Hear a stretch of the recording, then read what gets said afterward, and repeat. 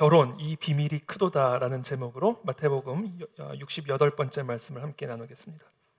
제가 지난주에 이제 사랑에 대해서 특별히 또 우리 교회 안에서 일어날 수 있는 분쟁의 문제, 그리고 그것에 대한 예수님의 지침, 그리고 7번씩 70번이라도 용서해야 한다. 이것이 영적 전쟁에서 이길 수 있는 길이다.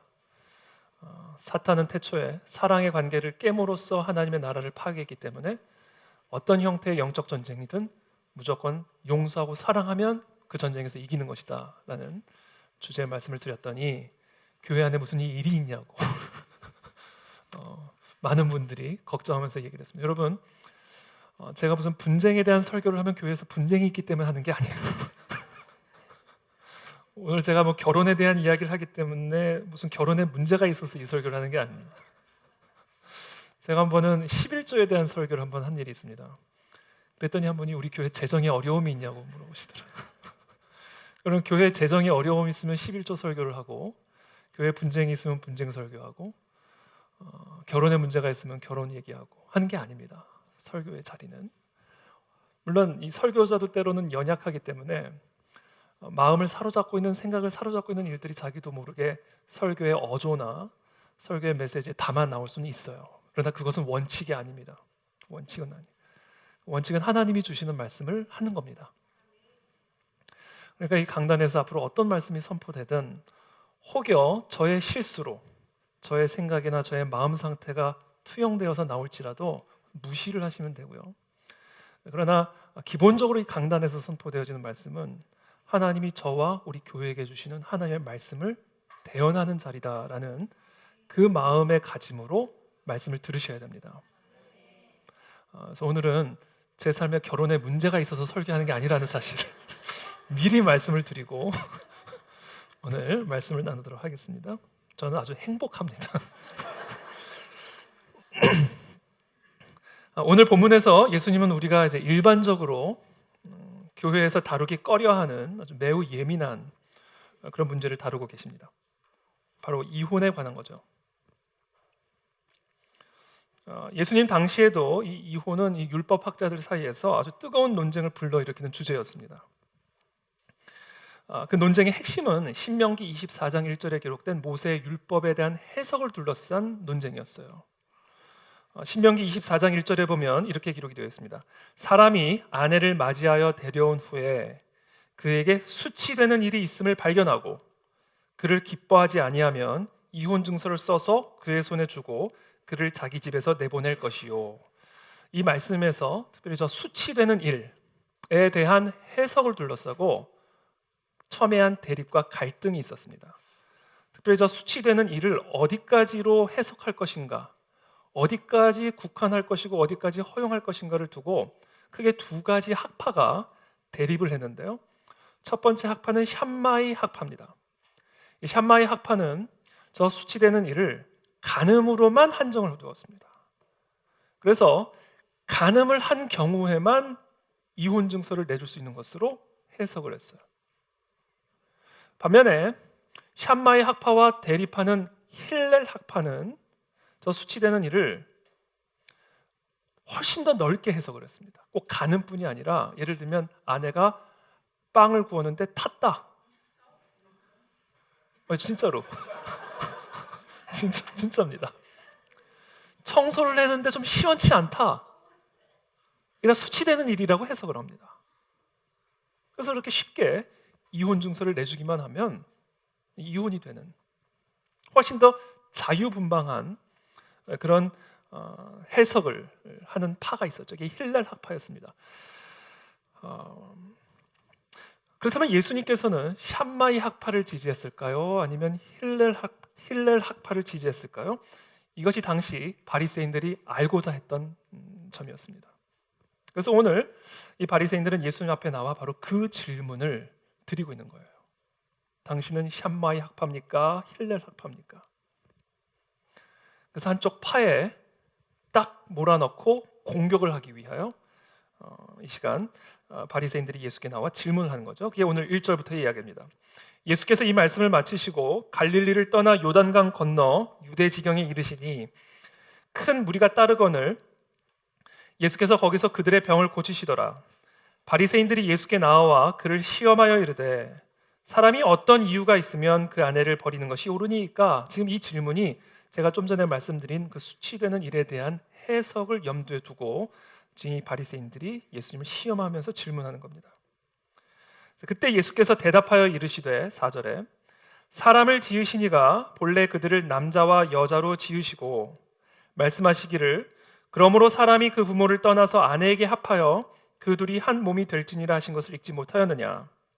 그런즉 이제 둘이 아니요 한 몸이니 그러므로 하나님이 짝지어 주신 것을 사람이 나누지 못할지니라 라고 예수님이 대답하셨어요. 자, 예수님은 샴마이 학파였을까요? 힐렐 학파였을까요? 둘 다 아니었습니다. 이혼이 어떤 이유로 이혼이 가능합니까? 라는 이 바리새인의 질문에 예수님의 대답은 절대 불가. 어떤 이유든 절대 불가. 하나님이 짝지어 주신 것을 사람이 나눌 수 없다. 어떤 이유를 가져와도 이혼은 절대 불가. 이게 예수님의 대답입니다.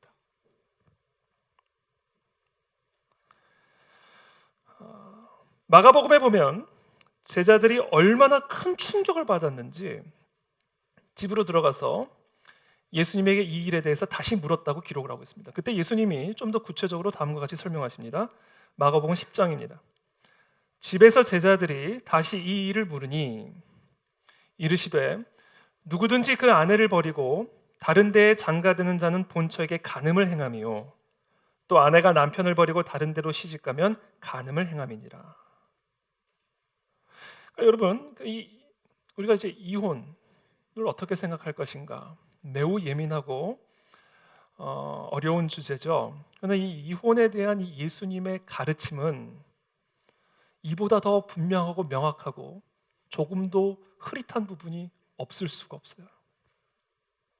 예수님의 이혼에 대한 가르침은 아주 냉정하리만큼 앞뒤가 꽉 막힌 것 같이 아주 냉정하리만큼 분명합니다. 한 번 결혼한 사람은 절대로 이혼해서는 안 되고 만약에 이혼한 후에 다른 이성과 결혼을 한다면 그것은 간음이다. 이게 예수님의 가르침입니다.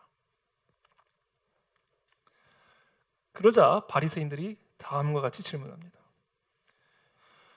여짜오되 그러면 어찌하여 모세는 이혼 증서를 주어서 버리라 명하였나이까? 그래서 예수께서 이르시되 모세가 너희 마음의 완악함 때문에 아내 버림을 허락하였거니와 본래는 그렇지 아니하니라.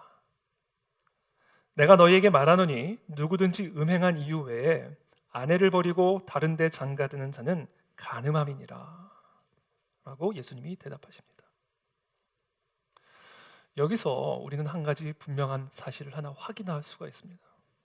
예수님께서는 지금 결혼에 관한 율법을 말씀해 주는 것이 아니라 결혼에 대한 이상을 말씀해 주고 계시는 겁니다. 이혼에 대한 예수님의 가르침은 확고합니다. 절대 불가.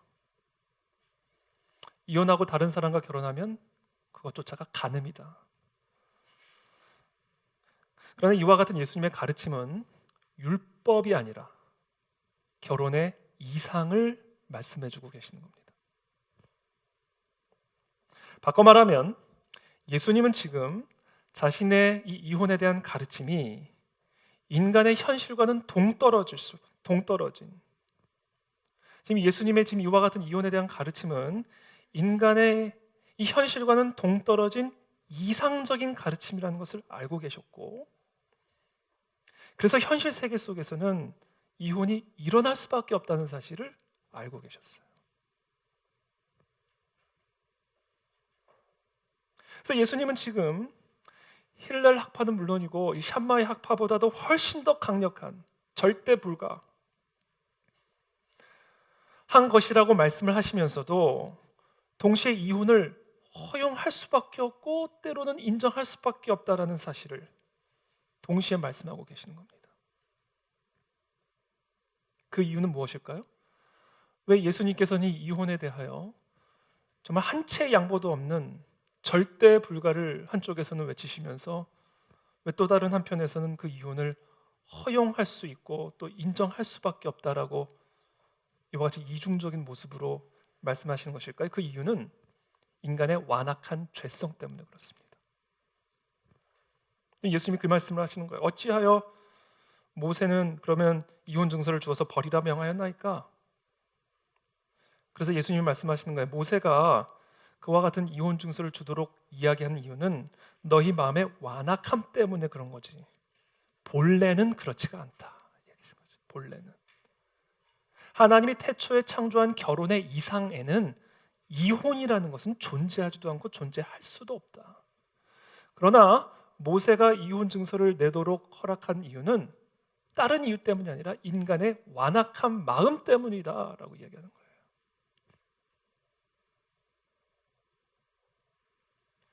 피조물이 다 이제까지 함께 탄식하며 함께 고통을 겪고 있는 것을 우리가 아느니라. 사도 바울의 고백이죠.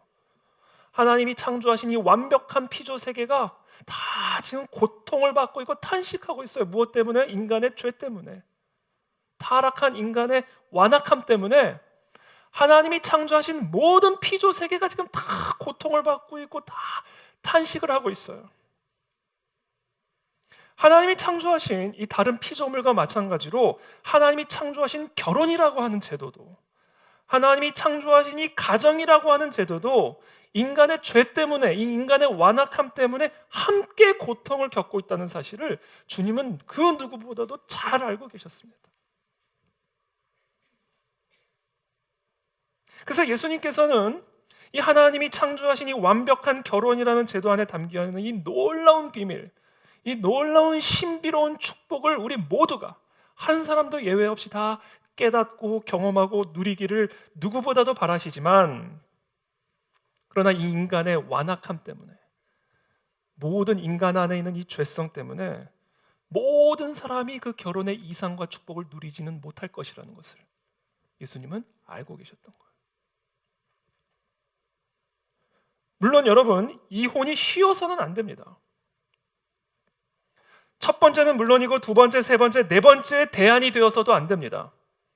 혹시라도 그럴 일은 없겠지만 우리 가운데 이혼을 고민하거나 또는 고민을 했던 그런 분들이 계신다면 꿈에라도 다시는 그런 고민을 하지 않게 되기를 바랍니다. 이혼은 첫째는 물론이요, 두 번째, 세 번째, 네 번째, 다섯 번째, 여섯 번째 대안도 될 수 없습니다. 그러나 그럼에도 불구하고 이 인간의 죄가 얼마나 깊고 얼마나 완악하고 얼마나 심각한지 너무나 잘 알고 계시는 예수님은 이혼 외에는 다른 대안이 없을 만큼 완고한 마음으로 결혼의 서약을 깨트리는 배우자로 인해 고통을 받고 있는 자들에게 그 고통으로부터 벗어날 수 있는 희망을 주기를 원하고 계시는 거예요. 이 심각한 얘기를 하는데 파리가 꼬이네요.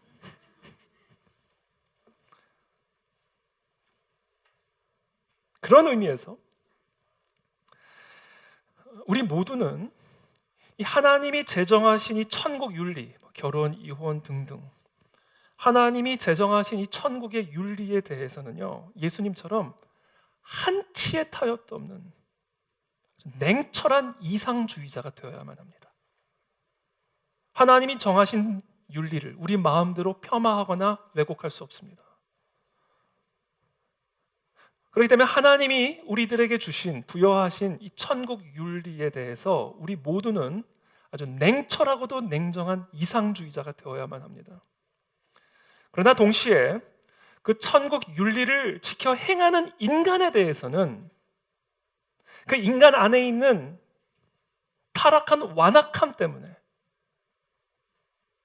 그 천국 윤리를 지켜 행하는 인간에 대해서는 따뜻한 현실주의자가 되어줘야 된다. 왜? 우리는 다 우리의 죄성으로 말미암아 타락하고 고통 가운데 있는 자들이기 때문에.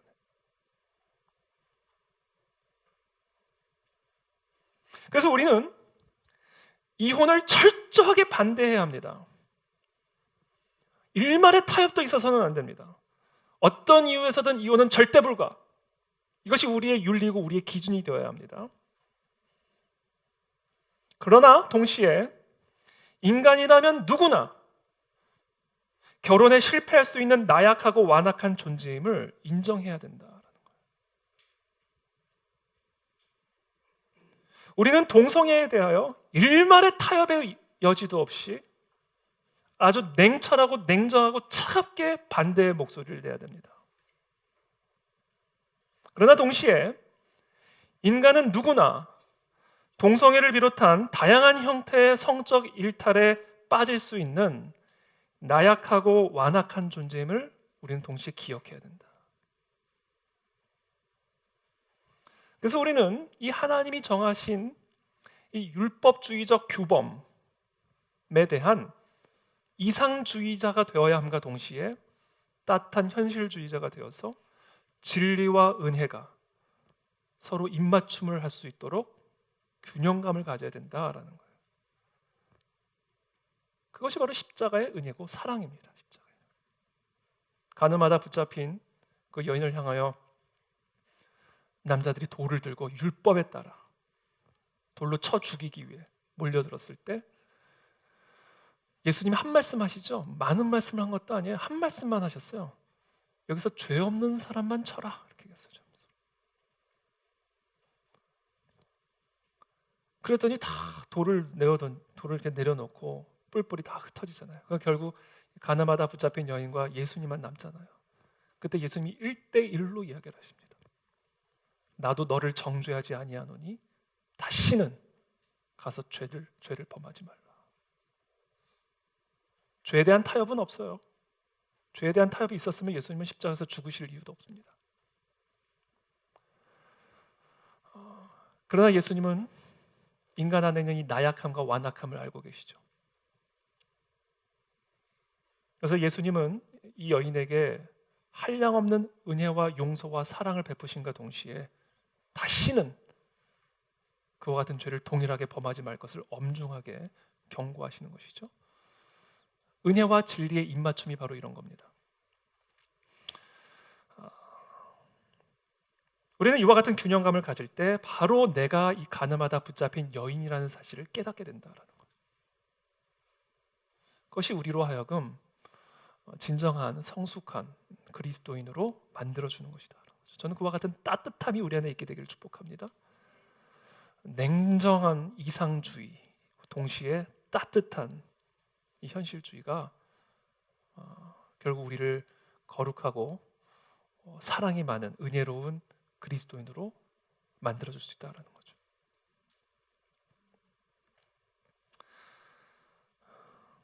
결혼은 하나님이 만드신 제도입니다. 그 안에는 놀라운 하나님의 축복과 신비가 담겨져 있습니다.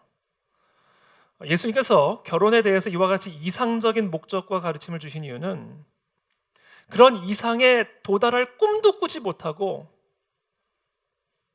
아주 불편하고 불행하고 어두운 결혼 생활을 하는 자들에게 그게 전부가 아니다라는 사실을 깨우쳐주기 위한 가르침이었다라고 저는 확신합니다.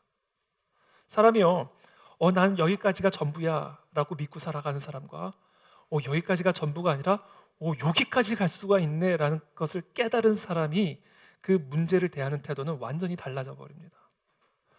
나의 결혼 생활은 여기가 전부야. 나의 부부 생활은 여기가 전부야.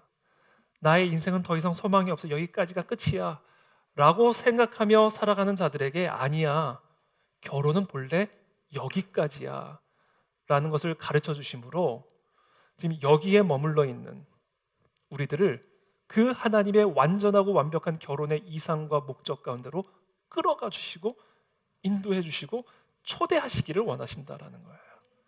그래서 지금 저와 여러분들이 어떤 결혼 생활을 하고 있든 또는 우리가 이혼의 아픔을 경험했든 어떤 상황이든 우리는 이 예수님의 초대를 받아들이기를 축복합니다. 다시 시작할 수 있다. 하나님의 은혜로 하나님과 함께 우리는 하나님이 태초에 창조하신 이 완벽한 결혼의 이상에 도달할 수 있다. 그것을 지금 깨우쳐 주기를 원하시는 거예요. 그러므로 저와 여러분들이 직접적으로 또는 간접적으로 어떤 결혼 생활을 경험하거나 목격했을지라도 어떤 결혼에 대한 두려움이 우리의 마음을 사로잡고 있을지라도 그 모든 것들을 다 떨쳐내고 하나님이 창조하신 이 결혼의 완벽한 이상을 향해 나아가는 그런 그리스도의 초대를 받아들이는 그런 이 오늘 예배가 되시기를 예수님의 이름으로 축복합니다. 자, 그렇다면 그 출발점은 어디서부터 시작이 돼야 할까요? 결혼이란 무엇인가를 이해하는 것에서부터 시작이 돼야 됩니다. 결혼이란 무엇인가? 결혼이란 단순합니다. 하나님께서 남자와 여자를 한 몸으로 짝지어 주신 것이 결혼이에요. 그게 오늘 예수님이 하시는 말씀입니다. 사람을 지으시니가 4절의 말씀이죠. 본래 그들을 남자와 여자로 지으시고 말씀하시기를 그러므로 사람이 그 부모를 떠나서 아내에게 합하여 그 둘이 한 몸이 될지니라 하신 것을 읽지 못하였느냐? 그런즉 이제 둘이 아니요 한 몸이니 그러므로 하나님이 짝지어 주신 것을 사람이 나누지 못할지니라. 자, 결혼이란 무언가요? 하나님이 남자와 여자를 한 몸으로 짝지어 주신 것, 남자와 여성이 한 몸으로 연합되어지는 것이 결혼입니다. 이 말씀에 대해 사도 바울은 조금 더 구체적으로 에베소서에서 이렇게 설명합니다. 그러므로 사람이 부모를 떠나 그의 아내와 합하여 그 둘이 한 육체가 될지니 이 비밀이 크도다. 그러면서 이렇게 얘기합니다. 나는 그리스도와 교회에 대하여 말하노라. 지금 여기서 이 사도 바울이 이 창세기 2장의 말씀 또는 지금 예수님이 하신 이 말씀을 인용하면서 결혼이란 사람이 부모를 떠나서 남성과 여성이 남편과 아내가 한 몸으로 연합하는 것이다 라고 말씀하면서 이 안에 놀라운 비밀이 있다라는 얘기를 하는 거예요. 여기서 이 비밀이라는 단어로 쓰여진 헬라어 단어가 미스테리온이라는 단어인데 이 미스테리온이라는 이 헬라어 단어는 단순한 비밀스러운 지식을 의미할 때 사용됐던 단어가 아니라 오직 성령에 의해서만, 오직 계시의 영에 의해서만 계시되어질 수 있는 놀랍고도 심오한 진리를 설명할 때 사용됐던 단어입니다. 이 결혼이라고 하는 것은 한 남성과 여성의 연합을 통해서 이루어진 한 몸인데 그 한 몸을 가만히 살펴보니 성령에 의해서 무엇을 깨닫게 되는가? 이 안에 한 남편과 아내의 연합 안에 그리스도와 교회의 연합이 있더라는 거예요. 이게 결혼의 실체더라는 거예요. 남편과 아내가 한 몸이 되어 연합하는 것은 결혼의 그림자고 계시의 영에 의해서 눈을 떠서 결혼이라는 제도를 보니 그 안에 그리스도와 그리스도의 몸된 교회의 연합이 있더라는 거예요. 이게 결혼이다라는 겁니다. 이게 바로 지금 사도 바울이 이야기하는 미스테리온이다라는 거예요. 이것을 이해하는 것에서부터 행복한 결혼 생활은 시작이 될 수 있습니다.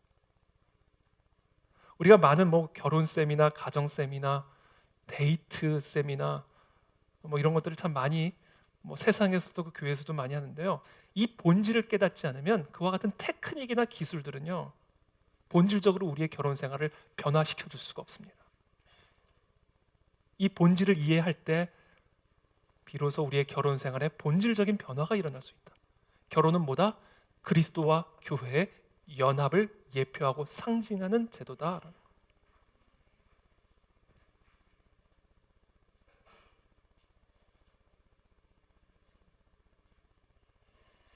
부활 때에는요 장가도 안 가고 시집도 안 간다고 그랬어요. 우리가 지금은 부부지만요 천국에 가면요 다 이제 부부의 연도 다 없어지는 겁니다.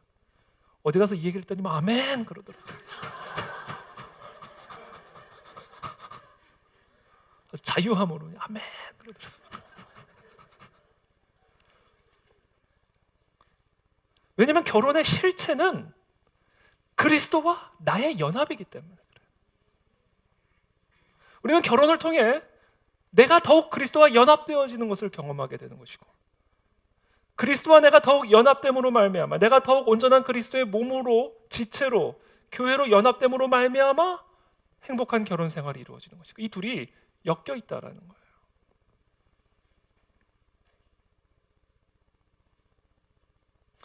우리는 이 결혼의 실체란 바로 그리스도와 교회의 연합에 관한 것이라는 사실을 명확하게 이해해야 합니다. 자, 이 말을 좀 쉽게 표현을 하면 이거예요. 쉽게 표현하면 결혼 생활을 통해서 우리 모두는 다 성숙한 그리스도인이 되어져 간다라는 겁니다. 바로 그것이 결혼의 목적이고 수단이다라는 거예요.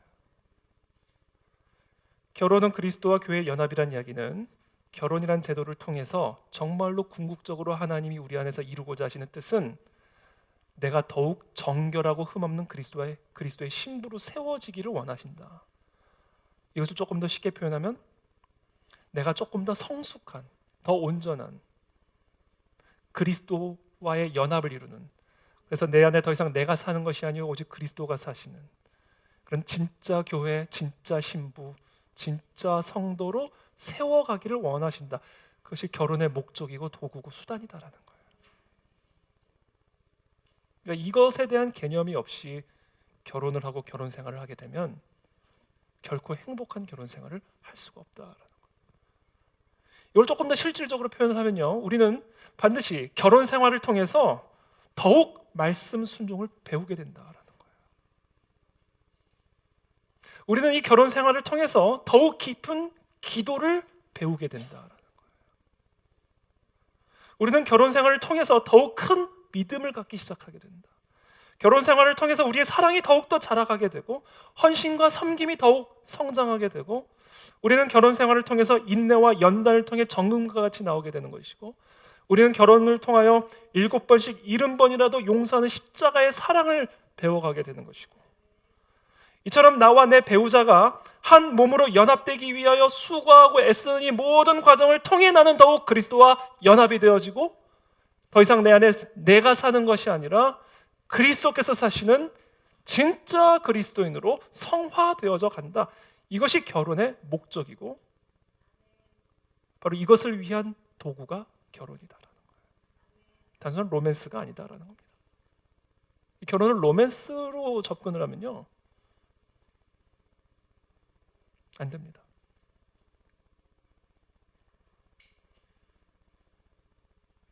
그래서 한마디로 표현하면요, 결혼이란 우리의 구원을 완성해 가시는 성화의 도구예요.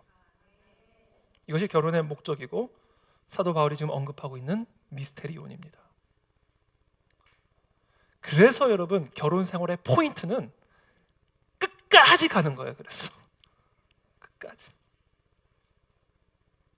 끝까지 포기하지 않고 가는 겁니다. 그래서 이게 결혼 생활의 포인트가 로맨스면요 이혼이 아주 합리적인 대안이 될 수 있어요. 왜? 로맨스는 어느 순간 되면 반드시 떨어지거든요.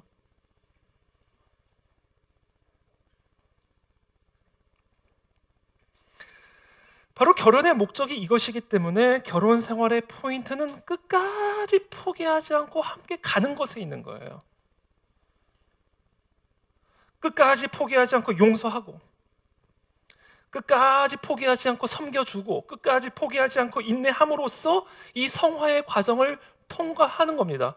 그래서 내가 나도 모르게 그리스도와 같이 변화되어져 가는 거예요. 십자가의 용서를 배우고 십자가의 사랑을 배우고 기도가 깊어지고 말씀을 순종함으로 나의 자아를 십자가에 못 박는 것들을 경험하게 되고 그것을 통해 나는 더욱 그리스도와 연합하게 되고 그렇게 그리스도와 더욱 연합함으로써 내 남편과 또는 내 아내와 더욱 연합하여 한 몸을 이루어가는 이 결혼의 천국의 신비를 경험하게 된다는 거예요.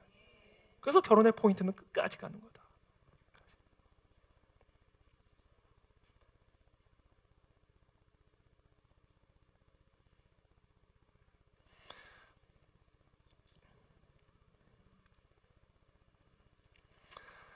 그것을 위해서 우리가 해야 할 일이 있습니다.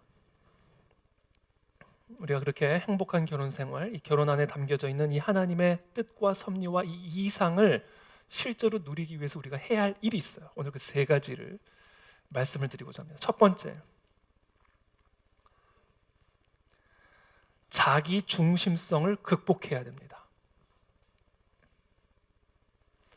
내가 죽어야 된다라는 거죠. 예수님은 인간의 완악한 마음 때문에 이혼이 허용될 수밖에 없다라고 말씀하셨어요.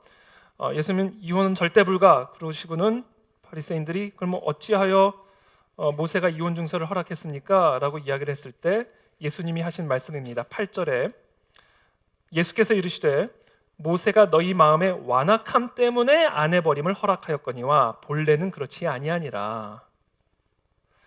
자, 예수님은 이 인간의 완악한 마음 때문에 이혼이 허용될 수밖에 없음을 알고 계셨어요.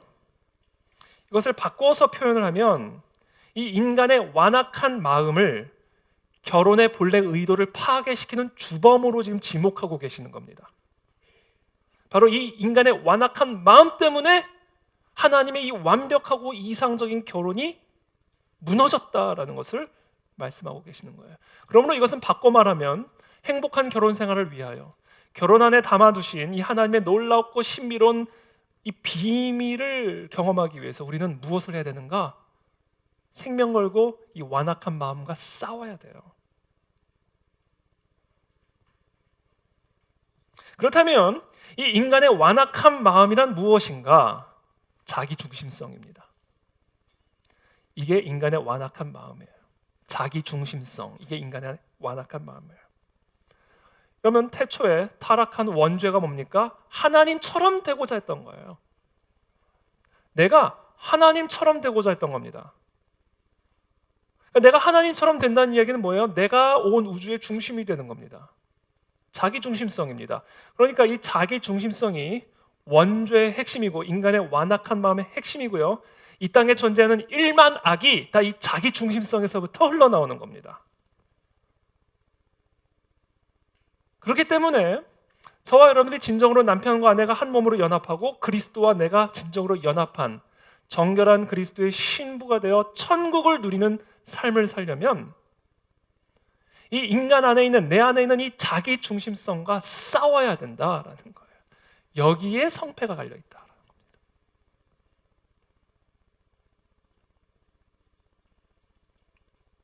모든 인간의 완악함은 다 이 지독한 자기 중심성에서 흘러나오는 거예요. 제가 영상 하나를 준비를 했는데 이 영상 잠깐 하나 보고요. 계속해서 말씀을 좀 나누겠습니다.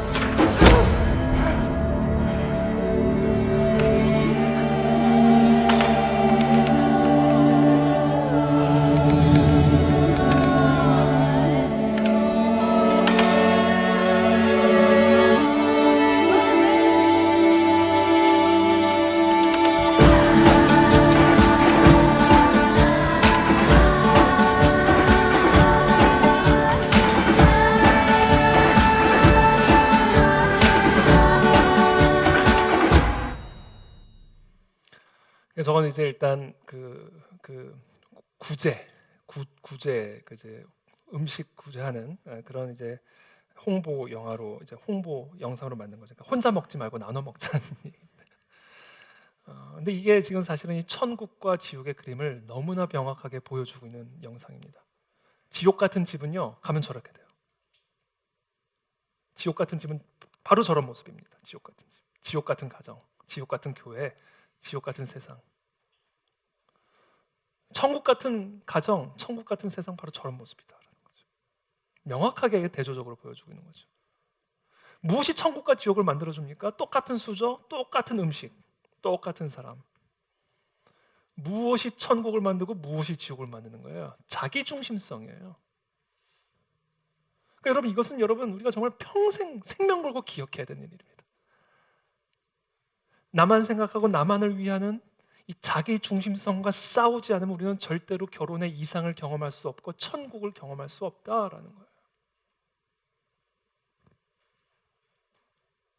왜 하나님이 창조하신 우리의 결혼 생활이, 하나님이 만드신 결혼 생활이 천국이 아니라 지옥같이 변화되는가? 왜 그리스도께서 머리가 되신 교회가 천국이 아니라 지옥같이 변질되어 가는가? 왜 하나님이 창조하신 이 세상은 날이 갈수록 천국이 아니라 지옥처럼 변화되는가? 그 이유는 하나입니다, 여러분. 인간의 자기중심성 때문에 그런 거예요. 상대의 자기중심성을 나 자신의 자기중심성으로 받아치는 겁니다. 그러니까 사람들이 만나는 곳마다 굉음이 들리는 굉음. 지옥이 되는 거죠. 그렇기 때문에 우리가 이 결혼 안에 담겨진 이 놀라운 이상을 경험하려면 철저히 자기 중심성과 싸워야 된다.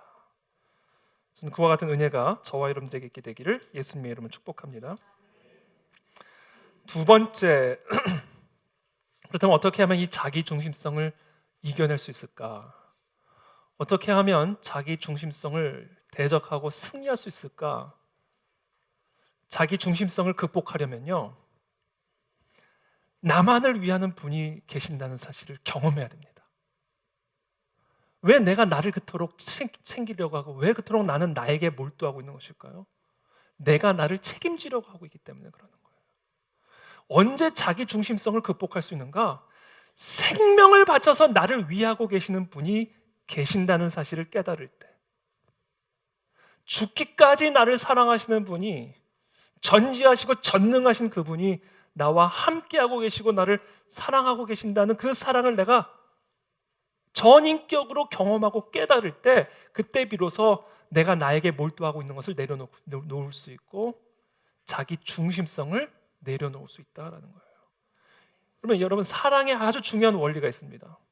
사랑에 아주 중요한 원리가 있는 게 뭐냐면요, 사랑하기 위해서는 반드시 사랑을 받아야 돼요. 여러분, 달에 빛이 있습니까? 없습니까? 달은 빛이 없어요. 발광체가 아닙니다. 그럼 어떻게 달에서 빛이 나옵니까? 밤에? 우리가 잘 알다시피 태양의 빛을 받아서 반사를 해주는 거예요.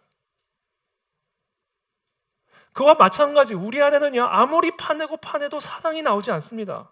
왜? 우리는 타락한 인간, 자기 중심성으로 타락한 본성을 가지고 태어난 완악한 인간들이기 때문에 내 안에 아무리 파고 파봐야 사랑이 나오지가 않는다고요. 그래서 만나는 곳마다 부딪히고 충돌이 되고 아까 영상에 본 것처럼 지옥이 되는 거예요. 그렇다면 우리는 어떻게 자기 중심성을 극복하고 상대방을 위하는 상대방 중심적인 그런 삶을 살아갈 수 있을까? 그런 분의 사랑을 맛보아야 된다라는 거예요. 그런 분의 사랑을 경험해 봐야 된다라는 거예요. 그 사랑이 나로 하여금 다른 사람들을 사랑하고 섬길 수 있도록 그 깊은 십자가의 사랑을 체험해 봐야 된다라는 겁니다. 그래서 여러분, 사랑을 받은 사람이 사랑을 할 수가 있다라는 거예요. 그렇기 때문에 저와 여러분들이 날마다 나를 사로잡고 있고 나를 넘어뜨리는, 내가 가는 곳마다 지옥으로 바꾸는 이 자기 중심성이라고 하는 이 완악함을 대적하고 싸우기 위해서는 날마다 나를 위해 죽기까지 사랑하신 그 하나님의 사랑을 깨닫고 경험하고 알아야 된다라는 거예요. 그걸 받아야 된다라는 거예요. 저는 오늘 이 예배를 통해 그런 사랑을 경험하게 되기를 축복합니다. 그 사랑을 사모하십시오. 나를 위해서 죽기까지 사랑하신 그 하나님의 아들이 나와 함께 하는데 무엇 때문에 내가 나 자신에게 몰두합니까? 왜 더 이상 내가 나를 중심으로 살아갑니까? 그래서 저는 오늘 이 시간 사랑하는 우리 모든 성도들이 날마다 나를 향한 그 하나님의 사랑을 더 깊이 알아가고 깨달아지고 경험되어지는 그런 은혜가 있게 되기를 예수님의 이름으로 축복합니다. 세 번째, 어떻게 하면 이 행복한 결혼 생활을 할 수 있을까? 첫 번째는 자기 중심성을 극복해야 된다라고 말씀을 드렸고요. 두 번째는 그 자기 중심성을 극복할 수 있는 유일한 길은 자기 몸을 바쳐 우리를 죽기까지 사랑하신 그 십자가의 사랑을 깊이 깨닫고 경험해야만 극복할 수 있다고 말씀드렸습니다. 마지막으로 세 번째는 친밀한 성생활을 통한 연합을 이루어야 됩니다. 이것이 행복한 결혼생활, 이 결혼생활 안에 담아두신 하나님의 영적 신비를 누리기 위한 조건이에요. 필수적인 조건입니다. 사람이 그 부모를 떠나서, 예수님의 말씀이죠, 아내에게 합하여 그 둘이 한 몸이 될지니라. 자, 여러분, 인간이요, 자기 중심성을 극복하고 남편과 아내가 한 몸으로 연합할 수 있는 수단으로 주신 게 있는데 그게 바로 성입니다. 어떻게 한 남성과 한 여성이 이 두 몸이 한 몸이 될 수가 있어요? 성을 통해서 이루어지게 하셨어요.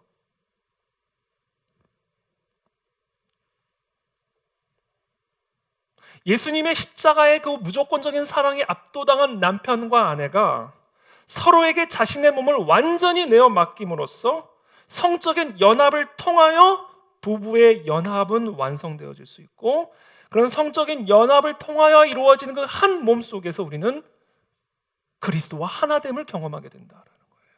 이 영적인 신비를 성에 담아두셨다라는 것은 민망하게도.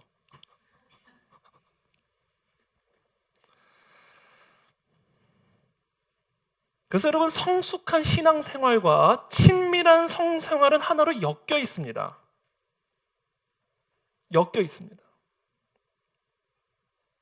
왜? 그 수단으로 주신 게 성이기 때문에. 그래서 간음이 심각한 거예요. 그래서 간음이 다 파괴시켜 버리는 겁니다. 그래서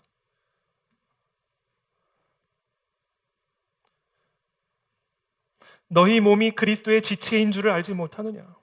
우리의 몸이 그리스도의 몸이잖아요. 교회가 뭡니까? 그리스도의 몸이잖아요. 내 몸이 그리스도의 지체, 그리스도의 몸, 교회라는 것을 알지 못하느냐? 내가 그리스도의 지체를 가지고 창녀의 지체를 만들겠느냐? 그러니까 내가 그리스도의 몸인데, 그리스도의 지체인데 창녀와 성적인 연합을 하게 되면 그리스도의 몸이 창녀와 연합하게 된다는 겁니다. 그러니까 이게 보통 심각한 일입니까? 그리스도의 몸이 창기와 연합이 된다는 거예요. 언제요? 내가 창기와 연합할 때, 내가 간음을 할 때. 결코 그럴 수 없느니라. 창녀와 합하는 자는 그와 한 몸인 줄을 알지 못하느냐 일렀으되 둘이 한 육체가 된다 하셨나니 주와 합하는 자는 한 영이니라. 그리스도와 합한 자, 그리스도와 합해진 그리스도의 몸된 교회는 그리스도와 하나인데, 그 지체가 그 몸을 가지고 창기와 하나가 되면 이 심판을 어떻게 할 거냐라는 것. 그러니까 예수님께서는 이혼은 절대 불가 하시면서도 간음을 했어? 그러면 이혼해라. 그러면 이혼해라.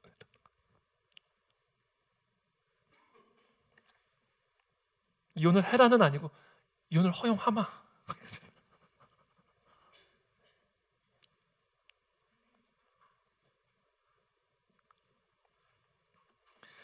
오늘날 우리 문화 가운데에는 성에 대한 다양한 태도들이 있습니다. 일단 첫 번째 태도는요, 성 행위를 자연스러운 욕구로 바라보는 시각이에요. 배고프면 밥 먹듯이. 성적인 욕구가 오면 채우면 된다라는 사고방식이죠. 그래서 언제든지 배고프면 밥 먹을 수 있는 것처럼 언제든지 필요할 때마다, 언제든지 이 성적인 욕구가 올 때마다 거리낌 없이 그냥 먹으면 되고 채우면 된다라는 식의 태도입니다. 그래서 우리가 오늘은 한식 먹고 내일은 양식 먹고 내일은 중식 먹고 다양한 음식점에서 다양한 음식들을 맛보는 것처럼 우리 안에 그와 같은 성적인 욕구가 올 때마다 그런 욕구들을 다양하게 채우면 된다. 그런 자유가 있다라는 태도입니다. 두 번째 이제 성을 바라보는 태도가 있는데요. 이것은 완전히 또 다른 극단으로 아주 부정적인 관점으로 성을 바라보는 겁니다. 이 고대 사상에 뿌리를 두고 있는데요. 예를 들면 이제 플라톤 사상의 핵심은 뭐냐면 이원론입니다. 영은 거룩한 것이고 육은 더러운 것이다. 영은 고귀한 것이고 육은 저급한 것이다. 라는 이 이원론적인 사상에 뿌리를 두고 영적으로 기도하는 것은 거룩한 일, 육으로 성적인 행위를 하는 것은 저급한 일이라고 하는 이런 이원론적인 생각을 가지고 있는 거죠.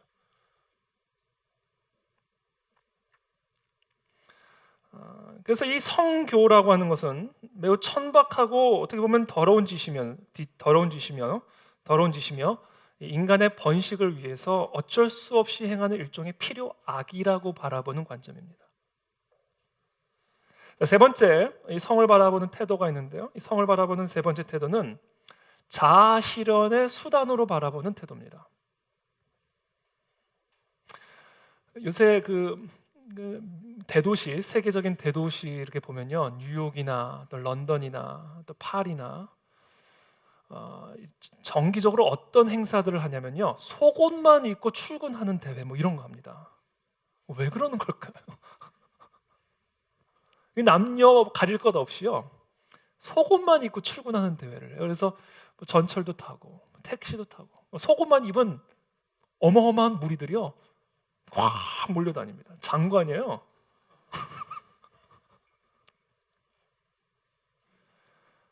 또 어떤 것들 하냐면 완전한 알몸으로 자전거 타기 대회, 자전거 타면 암스테르담 시내 한 바퀴 돌고 막 이럽니다.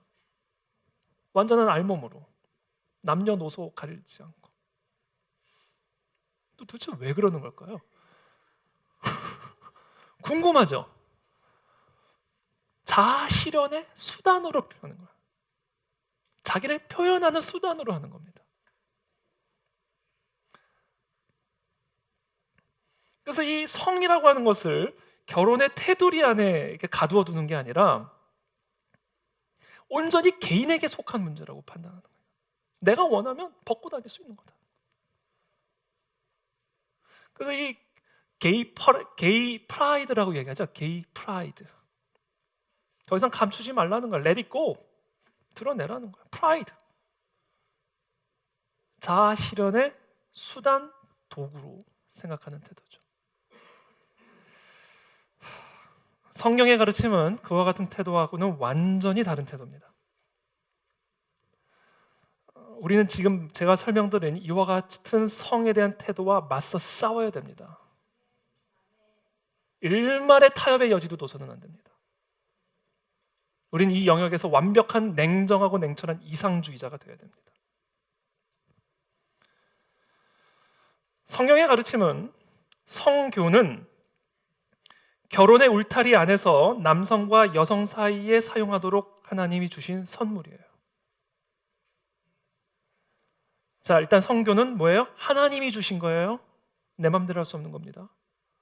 성생활 하나님 어떻게 할까 묻지 말고 그냥 알아서 해. 남사스럽게 뭘 묻냐, 이게 아니에요. 하나님이 정하신 것이기 때문에 하나님이 정한 질서대로 해야 되는 겁니다. 근데 하나님이 정한 질서가 뭐예요? 남자와 여자입니다. 이성 간에만 이루어질 수 있는 거예요. 동성애는 안 되는 겁니다. 남성과 여성하고만 돼요. 근데 그러면 남성과 여성이면 아무나 다 되는 거 아니에요. 결혼이라고 하는 언약적 테두리 안에서만 이루어지도록 주신 선물이에요. 배타적인 선물입니다. 그렇게 성을 사용하지 않게 되면 결혼 안에 담겨져 있는 이 하나님의 신비로운 신비는 다 산산조각 부셔져 버리고요. 더 심각한 문제는 거룩하신 그리스도와의 연합이 이루어지기 어렵다.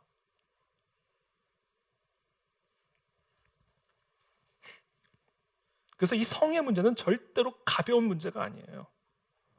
절대로 가벼운 문제가 아닙니다. 솔로몬의 아가서, 여러분 아시죠? 아가서. 결혼의 테두리 안에서 누리는 이 성적인 기쁨을 아주 노골적으로 표현해요.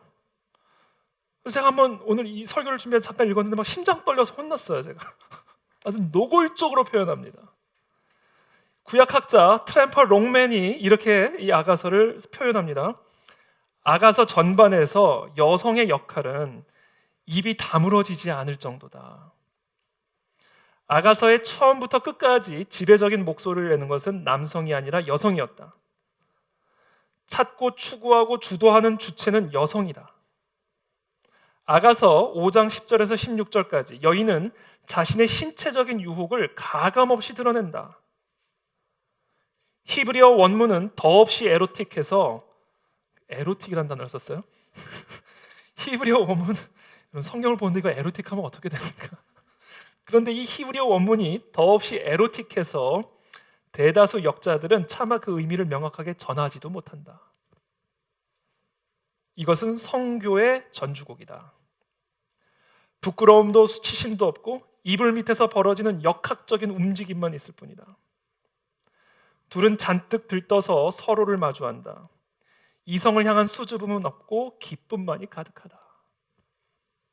팀 켈러 목사는 이 트럼프 롱맨의 이 말을 인용하면서 이렇게 말합니다. 내숭을 떠는 이들에게 성경은 정말로 불편한 책이다. 이렇게.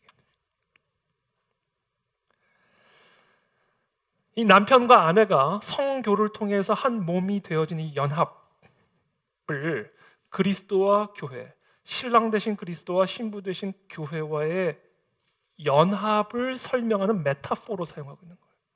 뭐를요? 성교를. 남편과 아내의 성교를 그리스도와 그리스도의 신부 되신 교회와의 연합을 설명하는 메타포로 사용하고 있어요. 그게 성교라고요. 그게 성교.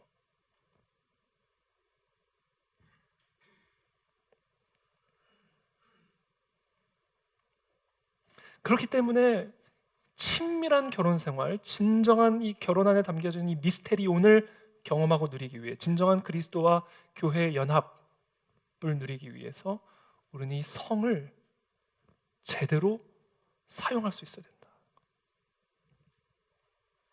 팀 켈러 목사는 계속해서 이렇게 얘기합니다. 제가 한번 그대로 인용한 부분을 읽어드릴게요. 결혼을 한 몸이라고 정의하는 것은 두 사람이 인격적이고 법률적인 결합을 이룬다는 의미이면서, 그러니까 지금 예수님이 말씀하신 한 몸을 이룬다는 것은 단순히 인격적으로 또는 법률적인 한 몸을 이룬다는 의미에 국한된 게 아니라 성관계가 그것을 이루는 수단이 된다는 것을 포함하고 있다라고 이야기합니다. 성경은 상대와 정서적, 인격적, 사회적, 경제적, 법률적으로 하나가 될 의사가 없다면 신체적으로도 연합해서는 안 된다고 말한다. 자발적으로 자신의 자유를 포기하고 결혼 관계에, 언약 관계에 스스로 묶이기로 결정한 것이 아니라면 누구에게도 자신의 벌거벗은 몸을 보이지 말라는 것이다. 이게 성에 대한 성경의 가르침이다. 왜냐하면 이 성의 거룩성 때문에 남편과 아내가 한 몸을 이루는 신비, 그리스도와 교회가 연합되어진 그 결혼의 신비를 누리기 위한 하나님이 지정하시는 수단이요 도구가 성이기 때문에 이렇게 조심히 성을 다뤄야 된다라는 거예요. 근데 여러분, 우리가 이렇게 한 번 성관계를 가지면 언약적 관계가 영원히 갑니까? 아니죠. 구약에도 보면요, 언약식을 맺잖아요. 하나님과 백성들이 언약식을 맺잖아요. 그리고 정기적으로 언약식을 갱신합니다. 말씀 읽기 하고 다시 한번 또 제사 드리고 다시 한번 서역하고 계속해서 반복하고, 그게 다 절기의 의미 아니겠어요? 절기의 의미. 계속해서 약속을 갱신하는 겁니다. 바로 부부간의 이 성적인 친밀감이 바로 그와 같은 언약의 갱신이다라는 거예요.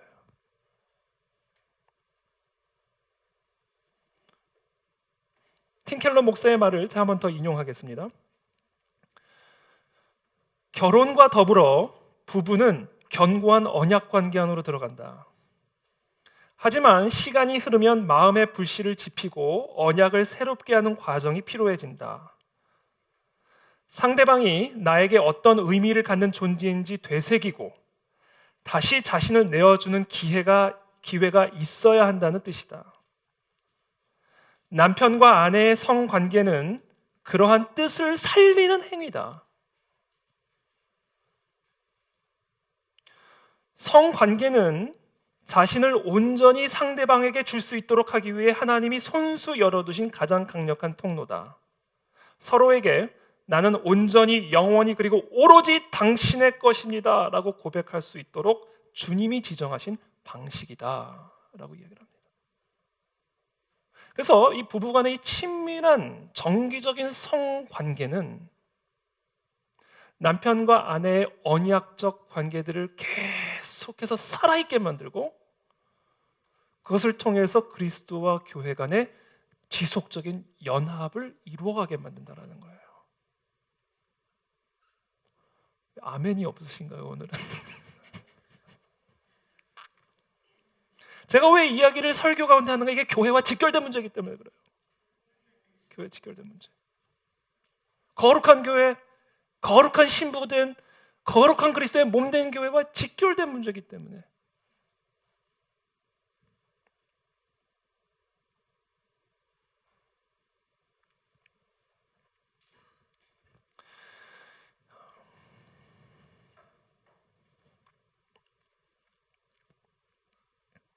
이처럼 성이 이 삶을 우리가 서로에게 온전하게 내어 맡기고 정말 하나님이 우리로 하여금 거룩한 영적 연합을 이루기 위해 하나님이 친히 지정하신 수단이라고 한다면, 만약에 그게 남용이 될 경우에, 그것을 오용하게 될 경우에 그와 같은 성적 연합을 이룬 자와 깊이 감정적으로 엮일 수밖에 없습니다. 그래서 교회가 이 혼전 성관계를 철저하게 금하는 이유예요. 또는 혼외 성관계를 철저하게 금지하는 이유입니다.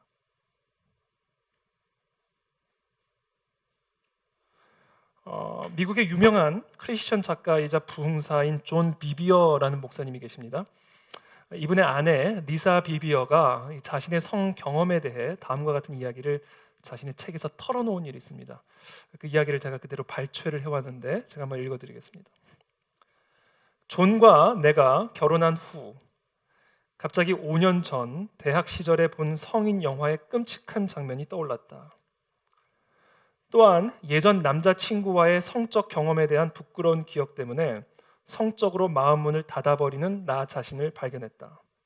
정말 무서웠다. 나 자신을 온전히 남편에게 내줄 수 있어야 할 때 나는 과거에 매여 있었다. 존은 나의 모든 것을 가질 자격이 충분했으나 나는 과거의 죄 때문에 더 이상 성적인 자유를 내 남편과 누릴 수가 없었다. 불순한 생각들과 이미지, 비교, 수치심과 싸워야만 했다. 그것들을 뿌리치려고 안간힘을 썼으나 소용이 없는 것 같았다.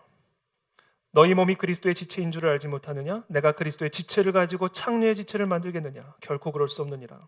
창녀와 합하는 자는 그와 한 몸인 줄을 알지 못하느냐?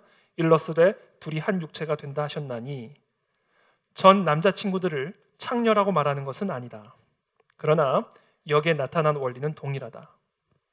나는 그들과 한 몸이 되었었고 이제는 다른 사람과 언약을 맺었다. 그렇게 합했다가 헤어질 때마다 나의 영혼은 부셔졌고 급기야 더 이상 온전치 못하고 성적으로 손상된 사람이 되었다. 성적으로 손상되었을 때 자신을 배우자에게 온전히 내준다는 것은 상상 이상으로 어려운 일이다. 순결하게 행하고 친밀감의 선물을 즐기기 위해 우리는 온전해야 한다. 그리고 오직 하나님만이 산산조각난 우리를 온전히 회복시켜 주실 수 있다. 죄를 짓고 치욕적인 일을 저질렀을 때 하나님만이 그 성을 다시 고귀하게 회복시켜 주실 수 있다. 하나님만이 불결하고 더럽혀진 것을 다시 거룩하고 순결하게 만드실 수 있다.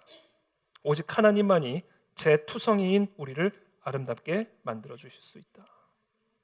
이 존 비비어 목사의 아내인 리사 비비어가 어떤 이야기를 하냐면, 그런 과거의 그런 성적인 경험들, 다른 남성, 이성 친구들과 가졌던 성적인 경험들을 가지고 이제 결혼을 했는데, 막상 자기 남편에게 자기의 모든 것을 주어야 되는데 줄 수가 없는 거예요. 뭐 때문에요? 침대에 같이 누워 있으면 과거에 자신의 그 모든 성적 경험들이 떠오르는 거예요. 수치심과 비교감과 이런 것들이 이 사람의 마음을 사로잡아서 정작 모든 것을 다 줘야 될 남편에게는 아무것도 줄 수가 없었다. 그래서 실제로 여러분, 사회 통계적으로도요, 혼전 성관계를 왕성하게 경험했던 사람들이 결혼을 하게 되면요, 결혼의 만족도가 다른 그렇지 않은 자들에 비해서 현저히 떨어지고요, 이혼율도 훨씬 높아집니다. 왜냐하면 과거에 경험한 혼전 또는 혼외의 성적 관계가 친밀한 성적 관계, 친밀한 영적 부부의 관계를 퇴행시켜요. 퇴행.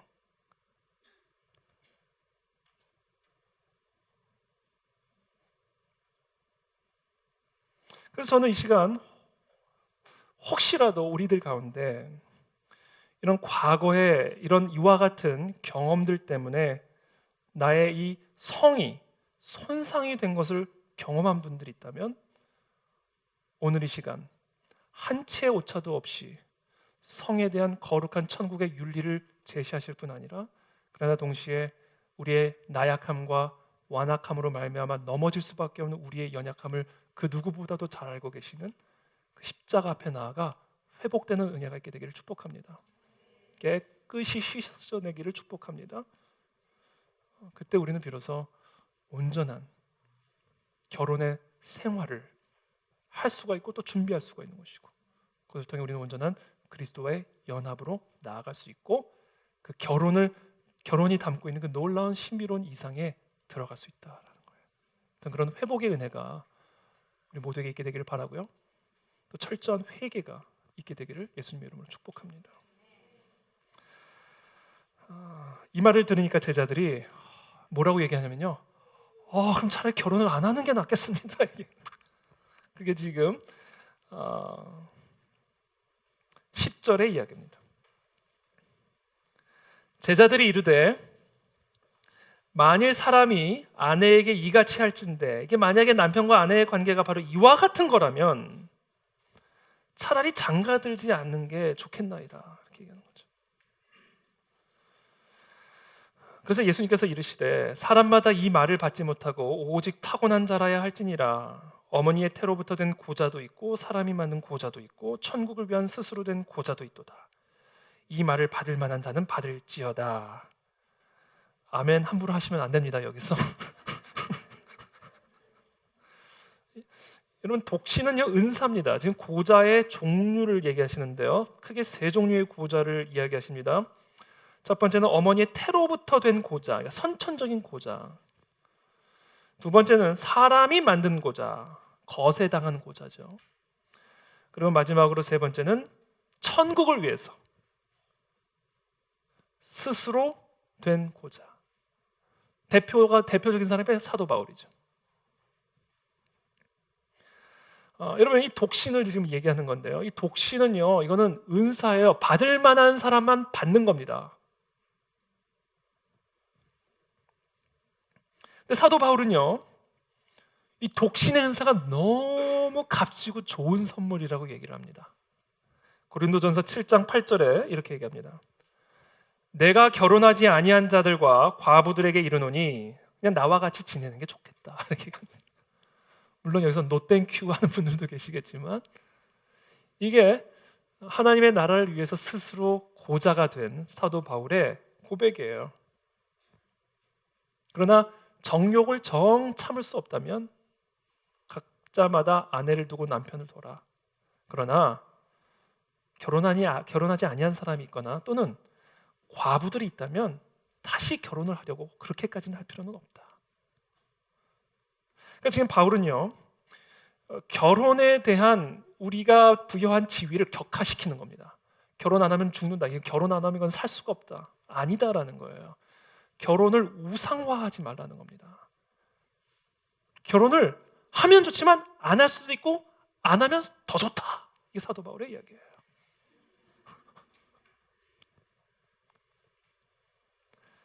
왜냐하면 그리스도만이 진짜 우리의 남편이 되시기 때문입니다. 그리스도만이 진짜 내 남편이 되주시면 육신의 남편 또는 아내를 두든지 안 두든지 그것은 사실상 큰 문제가 되지 않는다라는 거예요. 근데 동시에 이것을 또 역으로 말하면요, 그리스도만이 진짜 내 남편이 되지 않은 상태에서 결혼을 하면요, 제대로 된 결혼 생활을 할 수 없다라는 거예요. 왜? 그리스도만이 진짜 나의 만족이요, 그리스도만이 나의 유일한 기쁨이시기 때문에 남편이나 아내를 통해서 나의 기쁨을 누리고자 한다면 불행한 결혼이 될 거다. 그런 의미에서 그리스도만이 나의 진짜 남편이 되어주신다면 결혼을 해도 좋지만 결혼을 안 해도 좋다, 얘기를 하는 거예요. 그러니까 우리 가운데 아직 결혼하지 않은 분들에게 자꾸 결혼에 대한 압박을 주지 마십시오. 결혼을 꼭 해야 되는 거 아니에요. 안 해도 괜찮아요. 결혼을 하든 결혼을 안 하든 그리스도만 내 남편이 되지 않으시면 불행한 겁니다. 왜냐하면 결혼은 실제가 아니라 그림자이기 때문에 그래요.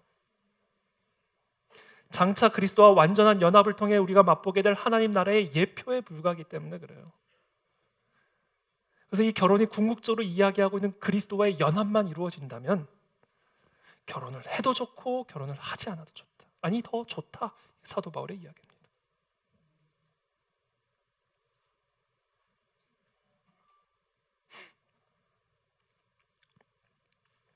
그래서 저는 오늘 특별히 오늘 사실 예수님이 다루시는 부분이 많아요. 일단 결혼이 뭔가, 이혼이 뭔가, 또 성생활은 뭔가. 오늘은 이제 독신 생활까지 얘기하십니다. 지금 오늘 이 본문에서는요, 아주 중요한 이 결혼에 대한 아주 총 패키지가 다 들어가 있어요. 특별히 이제 독신, 이제 스스로 고자가 된, 천국을 위해서 스스로 고자가 된 그러한 사람에 대한 이야기까지 나누고 있습니다. 저는 오늘 그래서 마지막으로 조금 뭐 시간이 많이 갔긴 했지만 이 독신에 대한 이야기만 간략하게 말씀을 드리고 오늘 이 메시지를 마치도록 하겠습니다. 일단 독신의 길을 걷기 위해서는요, 싱글들이 자유롭게 참여할 수 있는 그리스도인 공동체가 반드시 필요합니다. 이 그리스도인 공동체가 반드시 필요해요. 교회 공동체가 반드시 필요하다고요. 결혼에 목을 매지도 않고 또 결혼을 두려워하지도 않는 그런 사람들과의 공동체 안에 들어가는 것이 매우 중요합니다. 그래서 이 결혼에 대해서 자유롭게 이야기도 나누고요. 또 그러다 하나님의 뜻 가운데 또 배우자를 만날 수도 있는 거고요. 그래서 이런 공동체를 통해서 이 결혼을 우상으로 삼지 않고 또는 독신들에게 불필요한 열등감과 무력감을 심어주지 않는 그런 건강한 공동체를 찾고 그 안에 들어가는 은혜가 필요합니다. 우리 그 안에 진리교회 안에 그와 같은 공동체가 만들어지게 되기를 바랍니다. 자유롭게 독신의 삶을 우리가 만끽하고 누릴 수 있는 그런 공동체가 필요하고 또 그 공동체에 들어가야 된다. 두 번째, 이 독신의 길을 걷고 있는 그 분들에게 말씀드리고 싶은 두 번째 부분은 특별히 이 성적인 부분에 있어서 큰 도전이 될 수가 있습니다. 그래서 이 성적인 어떤 욕망 또 욕구가 사실은 신앙생활에 있어서 큰 도전이 될 수가 있죠. 근데 마틴 루터가 그런 얘기를 했어요. 마틴 루터는 성에 대한 얘기도 많이 했어요. 성적인 욕구에 대해서 이렇게 얘기합니다. 새가 머리 위로 날아가는 것은 어떻게 할 수 없지만 정수리에 둥지를 트는 것은 막을 수 있다라는 아주 유명한 말을 남겼습니다. 이 성적인 생각이 우리 안에서 일어나는 건 너무나 자연스러운 일입니다. 새가 왔다 갔다 하는 걸 어떻게 합니까? 성적인 생각이 왔다 갔다 하는 것은 어쩔 수 없는 거죠.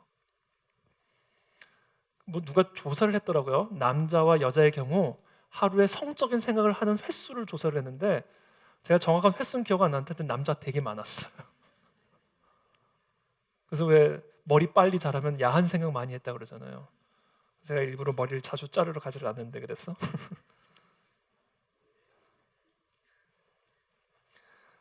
그래서 이제 마틴 루터의 말처럼 새가 머리 위로 날아다니는 건 어쩔 수 없지만 근데 그 새가 머리 위에 앉고 둥지를 트기 시작하면 이게 문제가 된다는 거예요. 그래서 이런 지나친, 특별히 독신 가운데 지나친 죄책감에 사로잡히지 않게 되기를 바랍니다. 이 마틴 루터의 말을 잘 기억하십시오. 생각이 왔다 갔다 하는 것은 어쩔 수 없지만 그러나 그것이 묵상이 되어지기 시작합니다. 그 생각을 추구하기 시작한다. 그럼 이제 문제가 되는 거예요. 그런 경우에는 특별히 그와 같은 어떤 성적으로 그릇된 행동을 하게 됐다면 반드시 복음의 은혜를 사용하셔야 됩니다. 그래서 이 죄를 가볍게 여기지도 않으면서도 무한정으로 그 죄책감에 빠져서 허우적거리지 않도록 즉각적으로 그리스도의 복음의 은혜를 적용하시기를 바랍니다.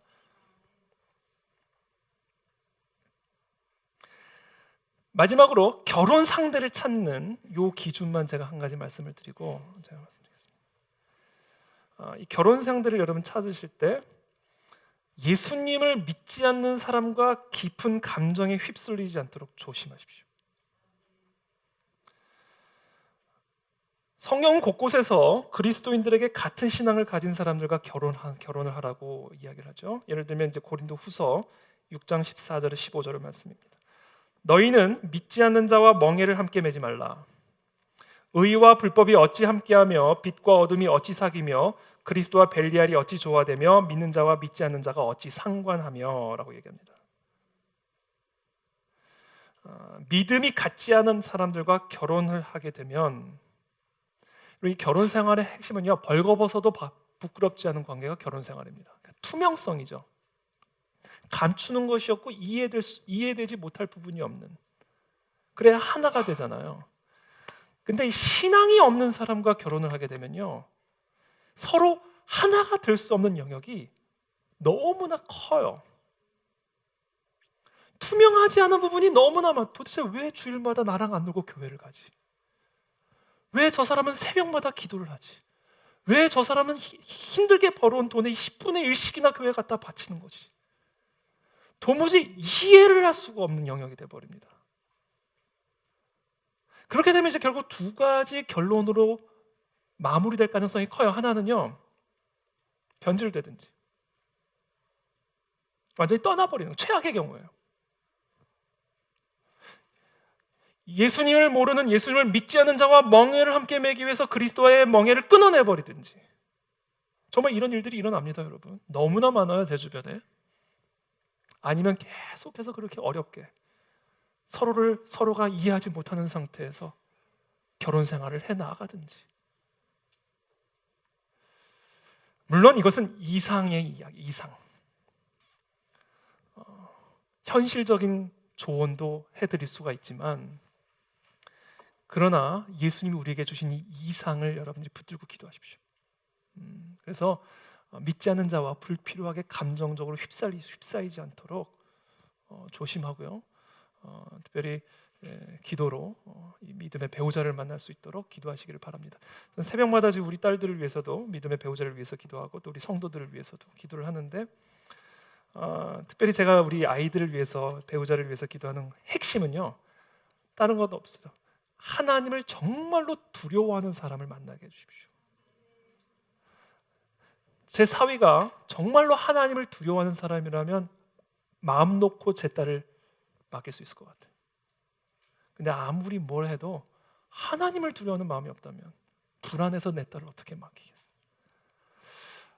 그래서 여러분, 정말 하나님을 두려워하는 남편을 만나기를 축복하고, 정말 하나님을 두려워하는 아내를 만나기를 축복합니다.